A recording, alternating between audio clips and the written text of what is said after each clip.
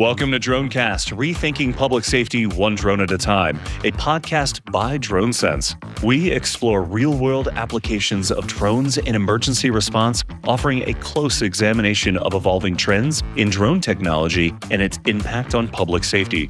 I'm your host, Joe Kearns, Strategic Partnership Manager here at DroneSense. And hey, as you're listening, I'd love to hear from you. Maybe there's a story or a challenge from your own experience that resonates, or is there a topic you'd like me to cover in future episodes? Reach out to us on LinkedIn by searching for DroneCast, rethinking public safety one drone at a time, or visit dronesense.com/DroneCast to share your thoughts. Your feedback helps shape the show, and you might just inspire our next episode. Now, let's dive into today's conversation on advancing public safety through drones. Welcome to DroneCast. Today, we're excited to welcome Bobby J. Mullinax, a seasoned law enforcement professional with a unique blend of skills in public safety, drone technology, and crash reconstruction. With over 15 years of experience as a police officer and a deep understanding of investigative work, Bobby transitioned into the world of drones, where he's now a key player in helping law enforcement agencies integrate unmanned aerial systems into their operations. As a UAS sales and training specialist at Frontier Precision Unmanned, Bobby leveraged his law enforcement expertise to assist agencies in developing and improving their drone programs. In addition, he runs a successful part-time business, Crash Training Solutions, providing online crash reconstruction training to professionals across the United States and internationally. Today, we'll be discussing how Bobby's experience in training initiatives have helped law enforcement agencies utilize drones to enhance crash reconstruction efforts and the challenges they've faced, and now what they've overcome. Welcome, Bobby, to DroneCast. Appreciate you having me. Be a blast. Excellent. Well, good stuff, Bobby. Well, let's go ahead and dive right in. So your background spans law enforcement, small business ownership, and drone technology. How did your experience as a police officer first lead you into the world of drones, and what sparked your interest in using them for crash reconstruction? Well, I started in law enforcement back in 2007 with the Spartanburg Police Department. By 2011, I got moved into traffic, so I was doing reconstruction and traffic enforcement pretty much full time.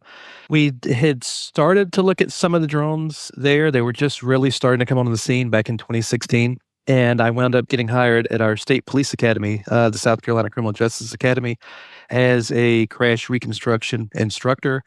And as soon as I got there, it was just obvious that drones were going to be the next big thing. Agencies were still going out and they were trying to map scenes, one point at a time with total stations and everything else. And I saw the benefit of the drones for that almost immediately.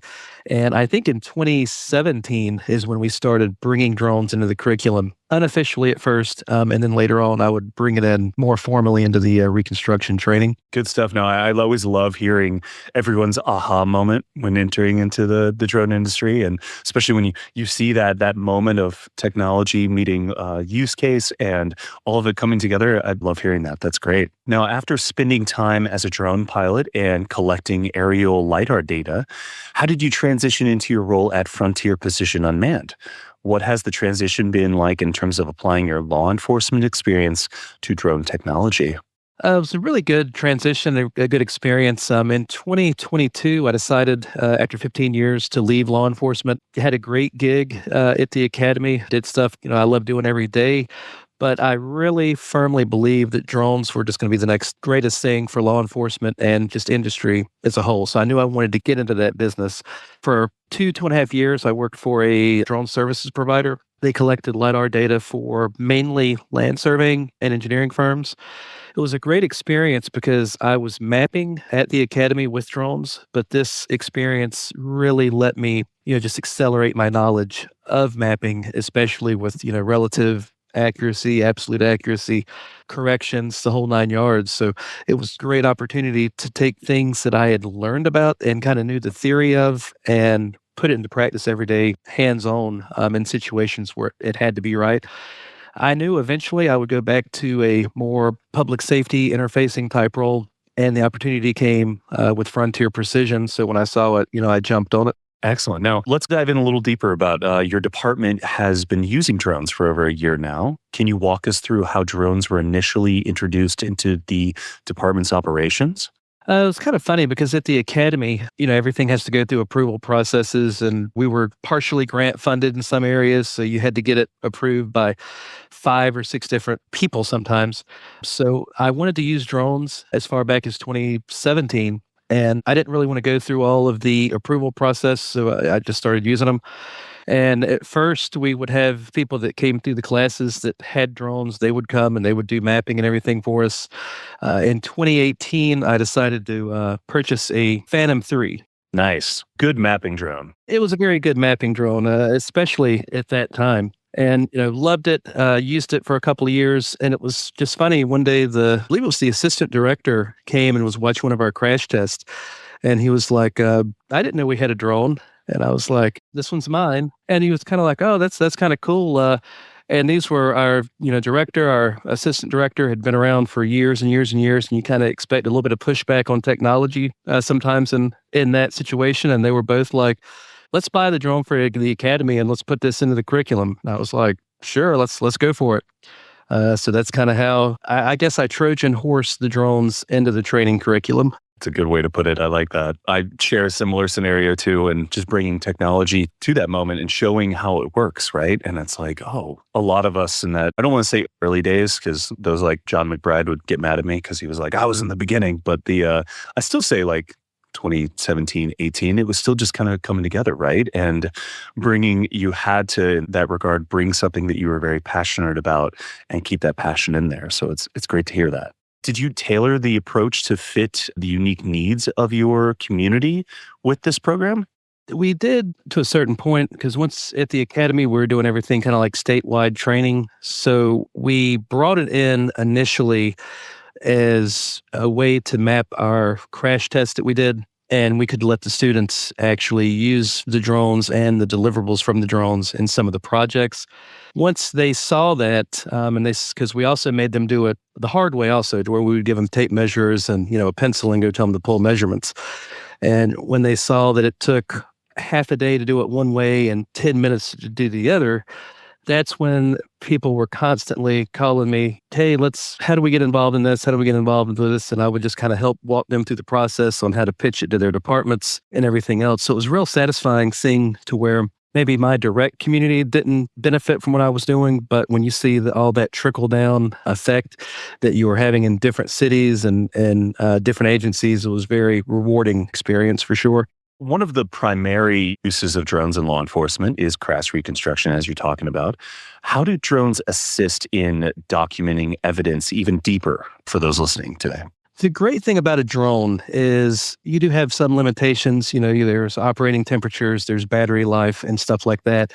But when you're out on a crash scene, especially when you're working on asphalt and it's July in South Carolina and it's 150 degrees with 100% humidity, the drone's limitations are going to be less than your limitations. So I always tell people the drone doesn't get tired as fast as what your on-scene people are going to be. So we would always miss something on those crash scenes when we're mapping, because you forget about it, you get tired, you want to be done. To where you put the drone up and it's going to collect everything it sees, whether you realize it's important or not. So there's definitely great benefits for it, from just kind of keeping your personnel from tiring out and missing stuff, to getting evidence that you don't even know that's important at the time that you're looking at, and also just getting the roadway opened back up faster.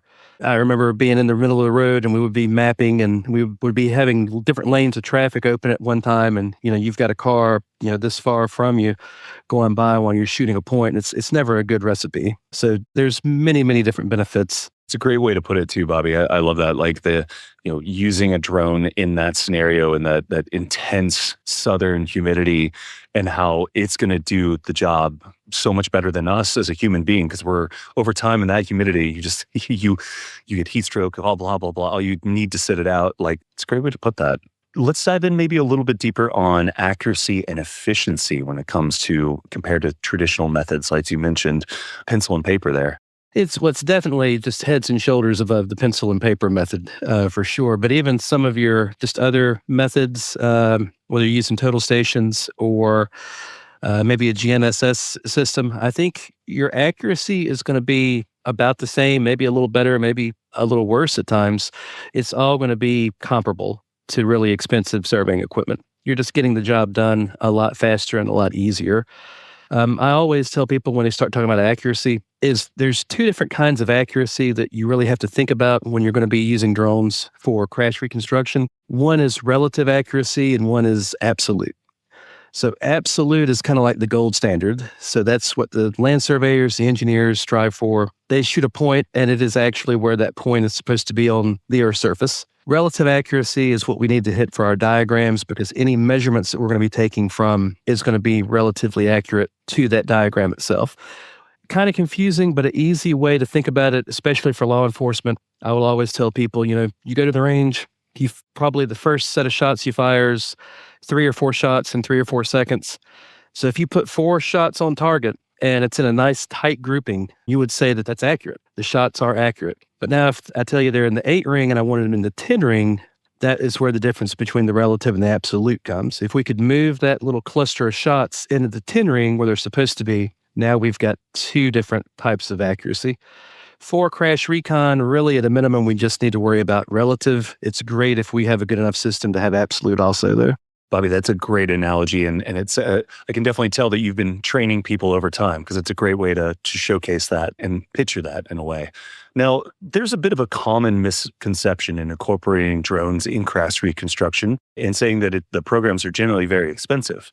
From your experience, how can agencies overcome these financial concerns, and what are some examples that demonstrate how cost-effective drone programs can be? I think that's a great question also, and it really is very timely since we just talked about accuracy, because if you want something that is going to give you greatest absolute and relative accuracy, you'll have like a PPK or RTK corrected drone with ground control. Those systems can be very expensive, and I always tell people that that's kind of like the gold standard. But if you take a GPS drone and you're just flying it around and you're working off the GPS unit or coordinates, and you make a map or you make an ortho or a model off of that, that's kind of like having the bronze medal at the Olympics. You still got an Olympic medal. It's still good. It's going to be more efficient than what you're probably already doing. And that's going to be kind of like your lower tier pricing. So you could probably get by with a good drone and using some open source software to make your diagrams with for maybe $3,500 or less. Now, if you can get that done 3 or 4 hours faster, it's going to pay for itself very quickly just in saved overtime. So if they sent me out, they called me in for a wreck in Spartanburg. If they called 3 people in and we were there for 3 hours, that's 9 hours worth of overtime that they were having to pay to where if we could have got that done, all 3 of us in, 2 hours, they've saved 3 hours. The investment is going to pay for itself very shortly. Well said. And it really does, like the whole specialist and like opportunity. I mean, I see this in perspective. I was in the oil and gas industry or we were working with a lot of telecommunication groups and so on, and to have somebody service something that was on top of a tower or X or Y, you had to have a specialist, and then the cost was just exuberant compared to using a drone. Simply let it go out there, let it do its job in such a fraction of the time. Now, you proposed a new crash reconstruction training program at the Police Academy. Can you share some of the key elements of this program and how it designed it to be accessible for law enforcement officers with various levels of technical expertise? Yes, sir. So luckily in South Carolina, we were very lucky to have Sean Smith with the South Carolina Public Safety Drone Pilot Association. So we're trying to work with him to be able to bring that training at the Academy. We've done some 107 training there before in the past. So we're excited. Hopefully over the summer, we'll be able to go out and do a 1 or 2 day drone mapping class. And the way that I've set this up is it's not real software heavy. Yes, there will be some software that you use so you can see the finished product. But a lot of the mapping classes that I looked at when I started kind of researching this, they pick a piece of software, they show you how to use the software and get the finished result. But they may not necessarily tell you all the stuff that you need to know how all this worked. So when you go to court, if you get just a couple of easy questions that you should know, the backstory to some of the stuff that you've been doing, it trips officers up. Where this class is going to be designed to really show them the nuts and bolts, and starting with the assumption that you know absolutely nothing about drone mapping. So anybody with any level of expertise will be able to go in, sit at it, see it and then be able to understand, the concepts behind it. Then whether they use Pix4D or another software, they already know what's going on. So it's going to make it that much easier to be able to pick up. Well said. Now, let's dive into this. Might be a little interesting to talk about, but I know the program faced some resistance from Highway Safety Department and some prosecutors. You were able to push through this. So what strategies did you employ to address their concerns and demonstrate the value and effectiveness of drone-based crash reconstruction? Any government organization, you're going to have a little bit of hesitation a lot of times when you're shifting from the way that things have been done for the past 10 or 15 years. At that time, when we first brought the drones into the academy, we had a little bit of hesitation. And I think that has since worked itself out just because it doesn't take long for people to see the value in it. Plus, we've got more people in that office that are pro-drone, and they've been pushing drone and drone usage pretty heavily for the last few years as well. Now, on the prosecutorial side, I had just about a year ago a conversation with a prosecutor, and they didn't quite understand what they were looking at. If you've never seen, like an ortho mosaic map or something like that, you look at it and it looks like you just took the drone up really high, pointed the camera down, and took a picture. So that's kind of what people think they're looking at the first time they look at it. So just educating them on, no, this is not actually a picture or one picture. This is made up of a bunch of different geolocated pixels from photographs to make this map that's highly accurate. And then let them know that anything they see within that photo or that orthomosaic image, they can measure, they can plot coordinates for. Once they see that, then they're kind of like, they have their aha moment to where they're like, oh, okay, so we've been used to seeing these black and white pencil-looking drawn diagrams to where they would go out with the total station, they'd set it up and take 1 point, but we're actually getting like 1 million points when we think about it. So once they kind of look at it in that perspective and they're educated about what the deliverable actually is, usually they see the benefit almost immediately also. Quick break to highlight whether you're flying, sharing, or managing your drone program, DroneSense has everything you need. It's hardware agnostic, so it works with a variety of drones, sensors, and other hardware, giving you ultimate flexibility.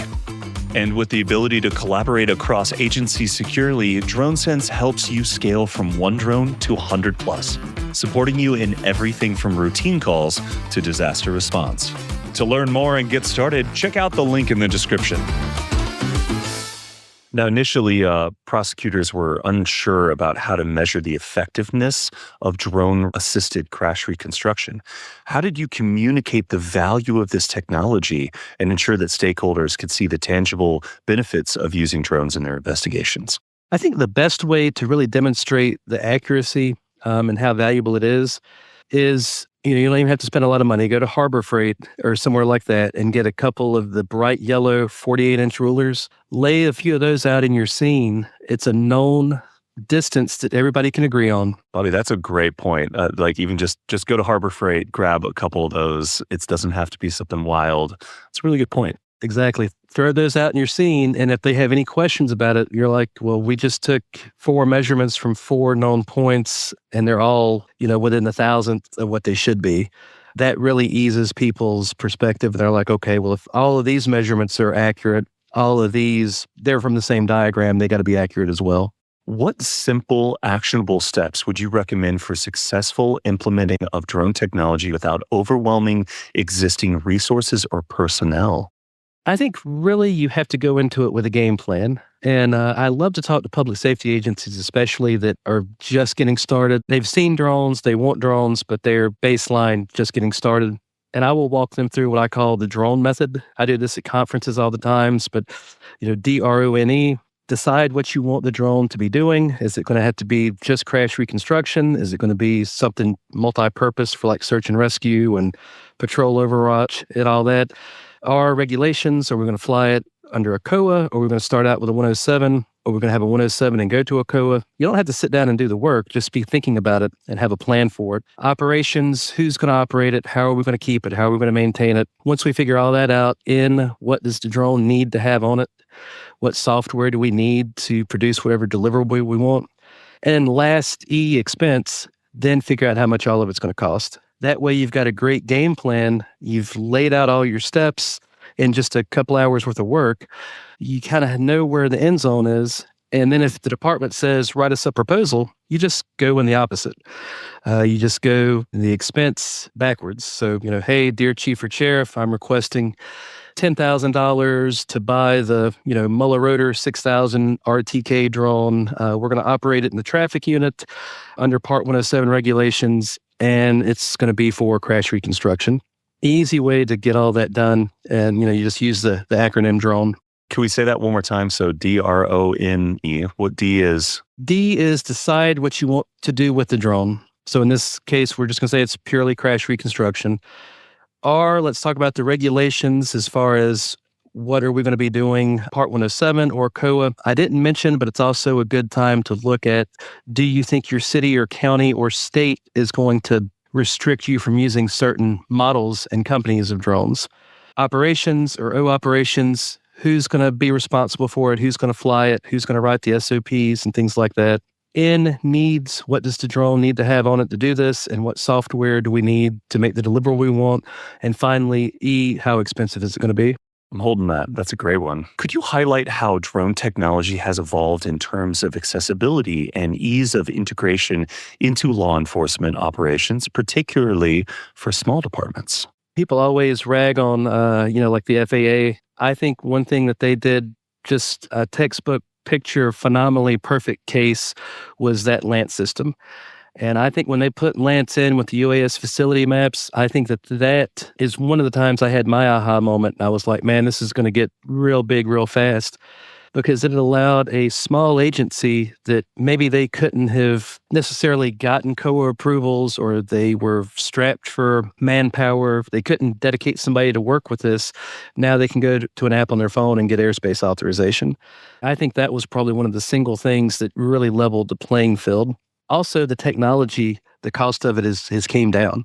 You've got programs now that are free. There's really good programs out there like Pix4D and GNext for processing that now have reliable and secure cloud-based options. So you don't have to have the supercomputer. You don't have to have all of the desktop computing power that you once used to have. The supercomputers I had to use back in the day just to even process the Pix4D. It was way more expensive than the drones we were even flying. I don't doubt it a bit. So you've kind of taken a lot of those problems and a lot of those big barriers to entry that was once there, and you've eliminated them. So your 5-man department up to your, 35,000-man NYPD or LAPD can now all benefit from drone technology. They may not have all the latest and fanciest drone stuff like some of the bigger agencies.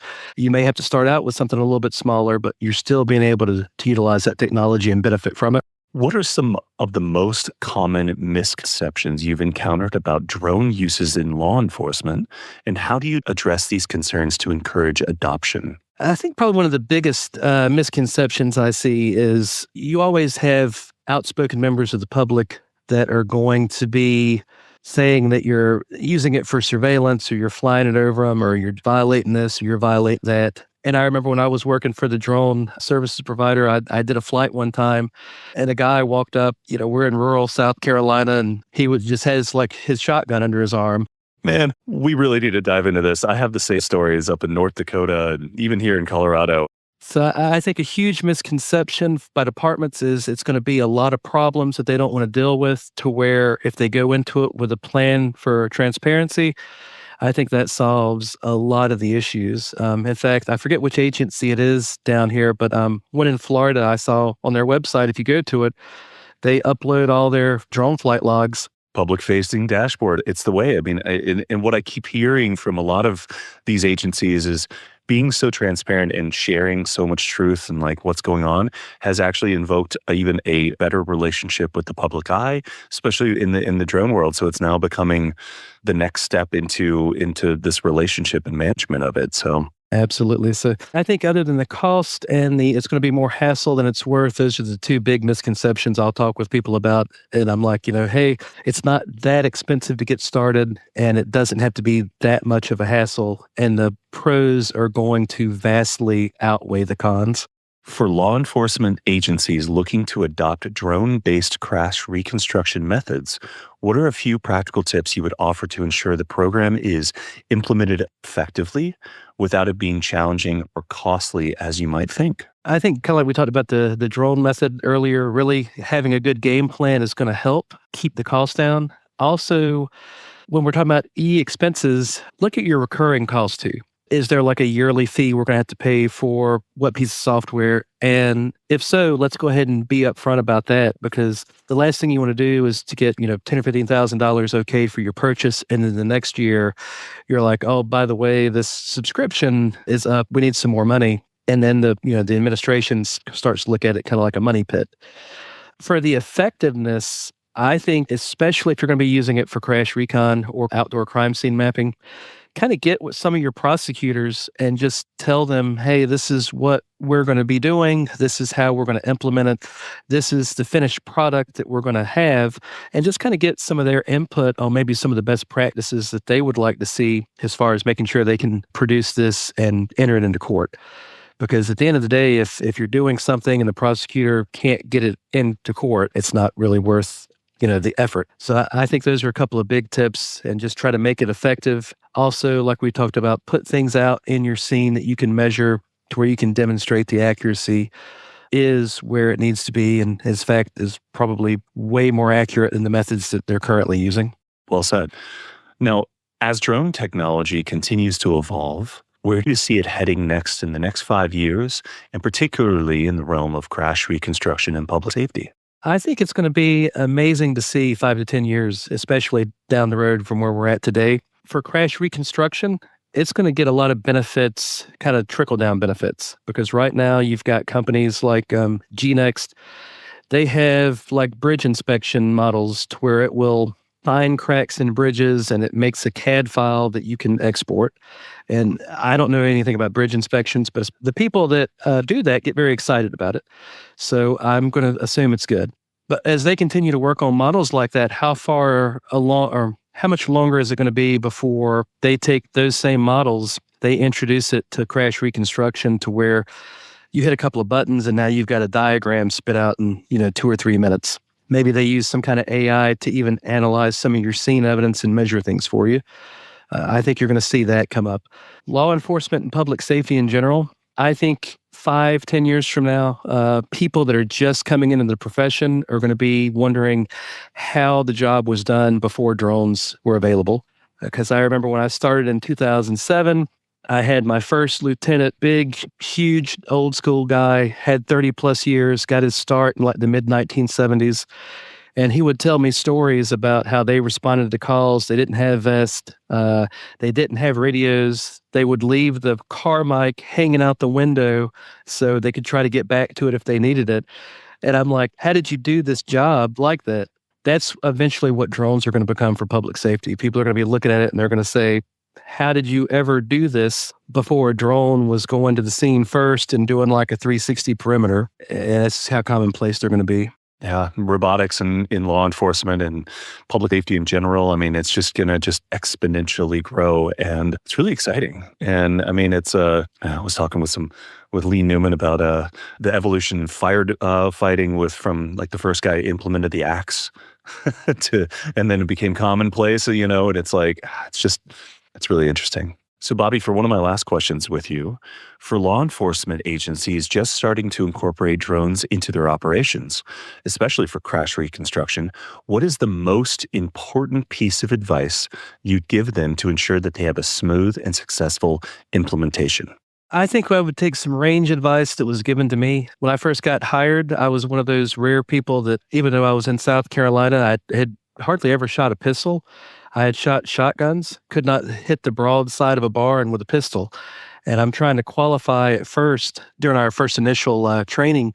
And a instructor told me, aim small, miss small. And I was like, okay. So I started aiming small and I actually hit the target. I was like, oh, wow, the shot went on the paper. And I was very excited instead of it going on my neighbor's target. I think that's some great advice to give on this also, because if maybe not give it to the whole department. I'm very biased towards traffic, I guess. Those are my people. So I would say give it to your traffic unit, let them use it on wreck scenes, buy a drone, see how it's going to work, see what, SOPs you need to write, see all of that on a small scale, and then kind of scale from there. So instead of buying, 20 drones at once and not knowing what to do, maybe buy one or two and then scale up from there. It's going to keep the cost down, but it's also going to make it a lot less aggravating in the long run. Just be advised, I always give everybody this warning too. You remember in Red Ribbon Week, and they would talk about gateway drugs. They led to harder drugs. If you buy a small drone or you buy one or two drones, those are gateway drones. They're going to lead to you having 20 different drones before you realize it. So just be mindful of that. Aim small, miss small, knowing that down the road, you're probably going to have a whole fleet. Bobby, thank you so much for taking the time to visit with us today and sharing your insights and wealth of knowledge you have here. So again, thanks to everyone here on the internet listening to DroneCast. We'll see you next time. Thank you so much. Yes, sir. Thank you for having me. And that's a wrap for today's episode of DroneCast, rethinking public safety one drone at a time. I hope you found today's conversation insightful and thought-provoking. As always, we want to hear from you.